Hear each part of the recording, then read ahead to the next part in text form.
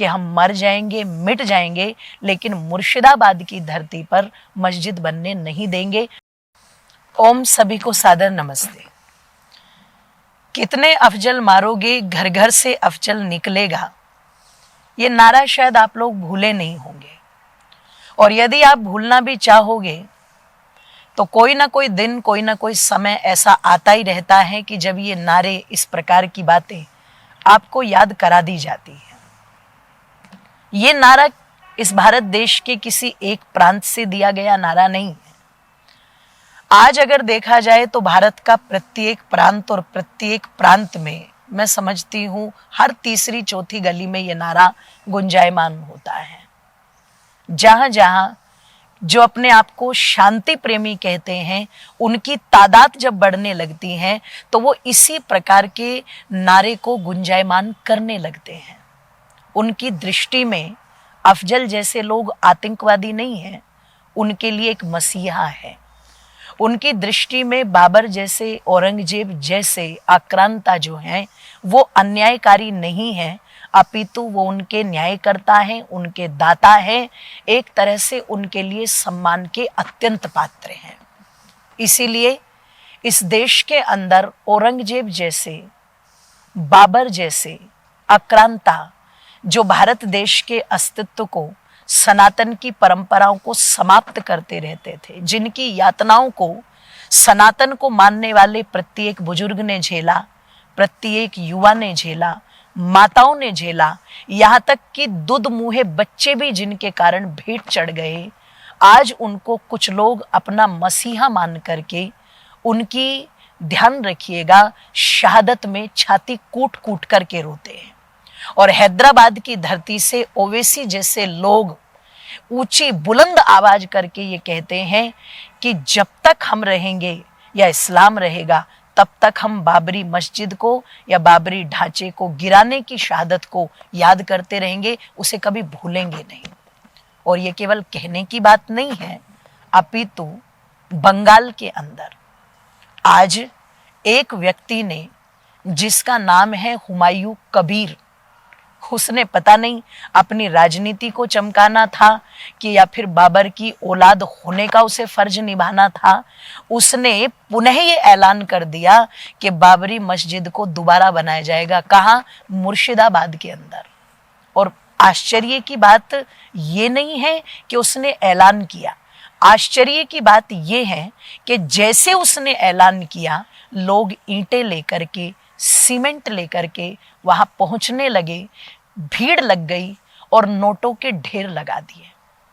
मेरे लिए सोचने वाली बात बहुत बड़ी ये थी कि जो भूमि अयोध्या में मस्जिद बनाने के लिए दी गई, उस भूमि पर किसी ने जाकर के 10 रुपए नहीं चढ़ाए, जो अपने आप को बाबर का वंशज मानता है। लेकिन मुर्शिदाबाद के अंदर हुमायूं कबीर नाम का एक नेता जैसे ही ऐलान करता है तो सारे के सारे पहुंच गए वहां चंदा देने और वहां नोटों का ढेर लगा दिया कि हाँ बाबरी मस्जिद बननी चाहिए। और उनका एक ही लड़का मीडिया पर आकर के क्या बोल रहा है कि भारत के हर प्रांत, हर जिले में बाबरी मस्जिद होनी चाहिए। तो इससे आप लोग कुछ तो अनुमान लगाइएगा कि एक ढांचा गिरा करके लड़ाई लड़ी गई तो वो लड़ाई कितनी लंबी चली और किस प्रकार की चली। कितने संघर्षों के बाद, 500 वर्ष का समय कम नहीं होता, 500 वर्ष के संघर्ष के बाद तब जाकर के अयोध्या में हम उस भूमि पर श्री रामचंद्र जी का मंदिर देख पाए। और अब ये जो इस प्रकार की आवाजें उठ रही हैं, जो बाबर के नाम पर छाती कूट कूट करके रो रहे हैं, जो भूले नहीं, और इनसे जाकर के अगर पूछा जाए कि चलो बाबर के कुछ अच्छे कार्य गिना दो जो मानवता के हित में रहे हो, तो इन सबको सांप सूंघ जाएगा। ध्यान रखिएगा, किसी की हिम्मत नहीं होगी बोलने की। क्यों? जबरदस्ती लालच दे करके जो तथाकथित इतिहास के पन्ने इन्होंने आक्रांताओं को वहां हीरो दिखा करके, ध्यान रखिएगा, लिखवाए हैं, उन पन्नों की वो जो मिथ्यावादी सोच है वो भी धीरे धीरे धुल रही है। हकीकत सामने आ रही है। लोग जान रहे हैं कि अकबर में और महाराणा प्रताप में क्या अंतर था, बाबर में, औरंगजेब में, छत्रपति शिवाजी में, इनमें सब में क्या अंतर था। किसने वो लड़ाई लड़ी जो देश के हित में थी और किसने वो लड़ाई लड़ी जो केवल व्यक्तिगत महत्वाकांक्षाओं को पूर्ण करने के लिए थी। और ध्यान रखिएगा, व्यक्तिगत महत्वाकांक्षाओं को पूर्ण करने के लिए जो इतना रक्तपात किया गया कि सनातन धर्म की समस्त व्यवस्थाओं को मिटाने का प्रयत्न किया गया, आज उन्हीं के मस्जिद के ऐलान हो रहे हैं कि हर जिले में उनकी मस्जिद होनी चाहिए और वो नींव रखी जा रही है। और आश्चर्य की बात, और वो नेता इतने गर्व से टीवी पर बोल रहा है कि इसमें मिलिट्री फोर्स मेरे साथ में है, इसमें पुलिस प्रशासन मेरे साथ में है। पुलिस प्रशासन की, मिलिट्री शासन की कोई गलती नहीं है, क्योंकि बैठी हुई है बंगाल के अंदर ममता जी, उन पर पूरी ममता लुटाने के लिए।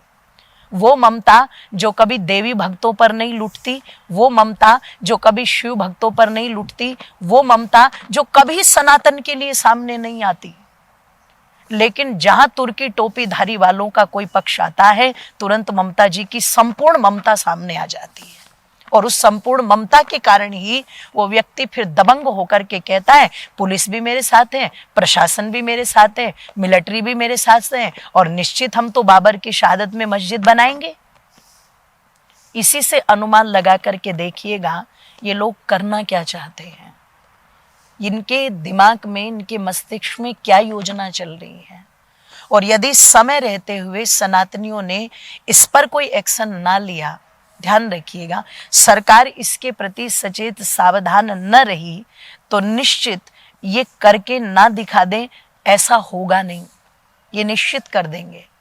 तो आइए, मैं धन्यवाद देती हूँ अपने उन साधु संतों का, शुभकामनाएं ज्ञापित करती हूँ उनके लिए, जिन्होंने आवाज को बुलंद करके कहा है कि हम मर जाएंगे, मिट जाएंगे, लेकिन मुर्शिदाबाद की धरती पर मस्जिद बनने नहीं देंगे। और ये होना भी नहीं चाहिए। आपको मस्जिद बनानी, आप बनाओ, आपको सरकार, आपको प्रशासन सब छूट करते हैं।